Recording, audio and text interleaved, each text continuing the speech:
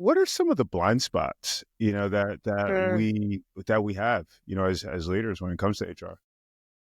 Um, I think one of the biggest blind spots is the preventative aspect of HR, in the sense that if you have HR come in and really help to set things up early and set a really good foundation, a really good compensation philosophy in place, a really good benefit package that's competitive for the size of company, a good engagement plan for how we're planning to continually keep employees engaged, continually allow them to have learning and development opportunities. Setting all that up early creates so much less hassle down the road. I can't tell you how many times we have clients reach out to us that are like, hey, we've never had an HR team before. We're about 250 people.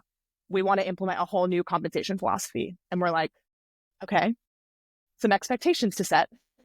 There will be people that will likely be very unhappy with whatever we decide. And you need to know that there's a potential that some people, once you roll this out, if they don't agree with it, they may leave, versus companies that come to us, they have 20 employees and they're like, hey, we're the foundational team. We're ready to all be invested in this. Let's all come to the table and have a conversation of what this should look like. Starting it early is the best thing that you can do. Ideally, you won't have any problems and any issues if you bring on a team like us sooner rather than later. Not to say that you still don't have those. They still come up and they still baffle us sometimes too, where you're like, we thought we did absolutely everything to prevent this. And those things happen, but usually not in the same magnitude as they were if there wasn't any sort of foundation set prior.